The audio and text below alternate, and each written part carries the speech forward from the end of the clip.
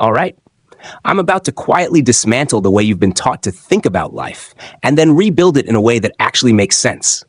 Not louder, not more complicated, just clearer. You've been told life is complex, that it's a tangled mess of systems, hacks, formulas, and secrets. Markets are unpredictable, relationships are confusing. Success feels like a lottery. Happiness seems slippery, random, reserved for other people. And because it feels complicated, we assume it must be complicated. But here's the uncomfortable truth. Life is not complex. It's brutally, almost offensively simple. And we hate that. We hate simple answers because simple answers don't make us feel special. They don't sell courses. They don't justify our confusion. Every self-help book ever written could be reduced to a few boring sentences. Eat a little less, move your body more, sleep properly, tell the truth, show up consistently, care about other people, work on something useful. That's it. That's the whole game. But boring doesn't sell. So we inflate simplicity into complexity. We invent the 47-step morning routine. We trademark diets. We promise ancient secrets and hidden knowledge. While we chase complexity, life keeps shouting simple instructions at full volume. We just don't want to hear them. The real misdirection isn't that life is complex. The misdirection is the search for complexity itself. Life was simple the entire time. We just complicated the search for the answer. Let's start with a paradox that explains almost everything. The harder you try, the worse things get. That sounds wrong, but you've seen it play out again and again. You can't force sleep. The more you try, the more awake you become. You can't chase happiness. It sprints away the moment you run after it. You can't pressure someone into loving you. Desperation repels faster than silence ever could. This is the backwards law. Wanting something too intensely pushes it further out of reach. Like trying to float by thrashing harder in water, you sink faster. Desperate people repel opportunities. Needy people repel connection.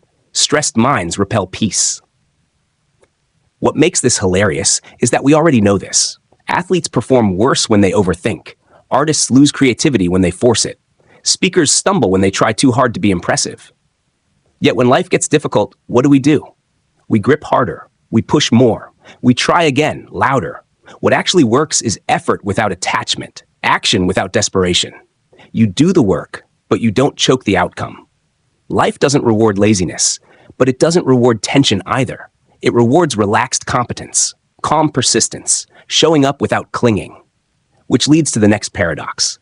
The more you try to control life, the less control you have. You plan every hour. You optimize every detail. You try to predict every outcome. And life responds by doing whatever it wants anyway. This isn't cruelty. It's physics. Control is like holding water in your hands. The tighter you squeeze, the faster it escapes.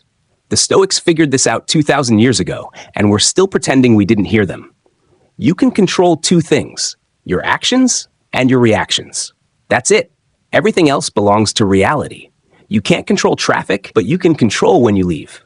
You can't control other people's opinions, but you can control whether you become someone worth respecting. You can't control outcomes, but you can control effort and integrity. Stop trying to be the CEO of the universe. You're not running the ocean. You're surfing waves. Master balance, timing, and response. Not control. Now let's talk about something you never think about, but rely on every day. Your brain's night shift. While you sleep, your brain doesn't shut down. It cleans house. Scientists discovered your brain has its own waste removal system. During deep sleep, cerebrospinal fluid flows through brain tissue, washing away toxins that accumulate while you're awake. It's a literal cleaning cycle. A dishwasher for your thoughts. Here's the wild part. Your brain physically shrinks during sleep to make this possible. The cells contract, opening space so the fluid can move through more efficiently. This is why you think more clearly after good sleep. One bad night leaves waste behind. That foggy feeling? That's cognitive clutter. Your brain weighs about 3 pounds, is 60% fat, burns 20% of your daily calories, and runs nonstop.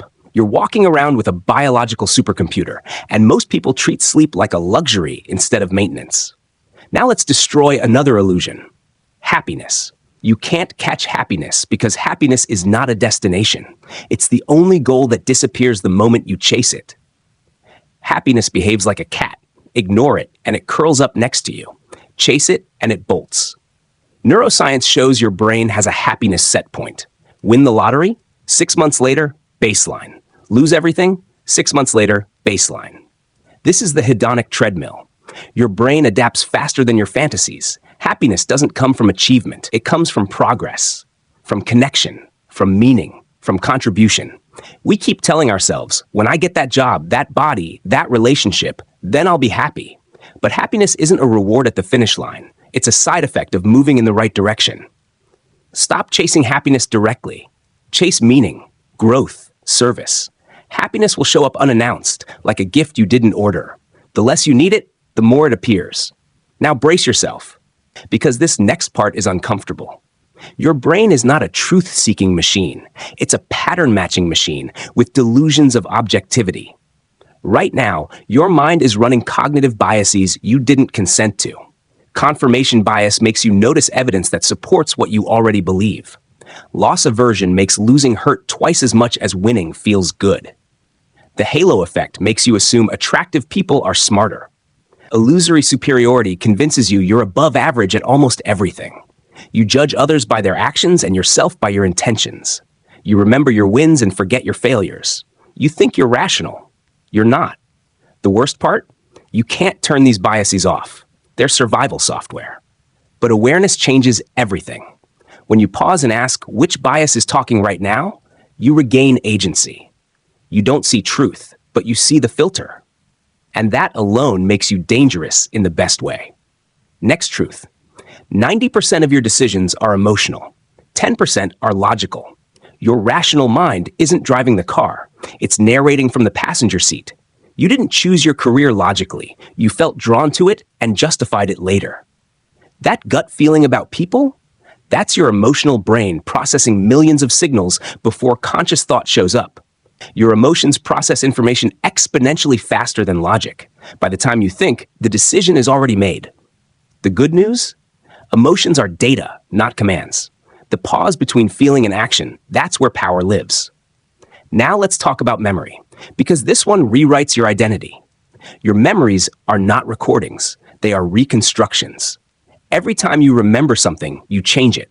Your brain fills gaps, edits details, blends new information, and sometimes invents parts entirely. You're not remembering the event, you're remembering the last version of the memory. Scientists can implant false memories so vivid people swear they're real. Your past is not a documentary. It's a story with an unreliable narrator. But here's the gift. If memory is editable, you can rewrite meaning. You can choose which chapters define you. You're already editing. Now you can do it consciously. Next principle, the 80-20 rule. 20% of what you do produces 80% of your results. 20% of your relationships bring most of your joy. 20% of your habits create most of your problems. We spend our lives optimizing the 80% that barely matters. Life is not fair. It's exponential. Identify the vital few things that move the needle and double down. Cut the noise. Most effort is waste. And that's good news. It means you can stop doing most things and lose almost nothing. Now, habits. You don't have bad habits. You have perfectly functioning habit loops with terrible rewards. Cue, routine, reward. Stress leads to scrolling. Boredom leads to junk food. The brain doesn't care if a habit helps or hurts. It only cares that it delivers a reward. You can't delete habits. You can only replace routines. Same cue, same reward. Better behavior. Change the loop, not the urge. 40% of your day runs on autopilot. Design it well, and discipline becomes irrelevant.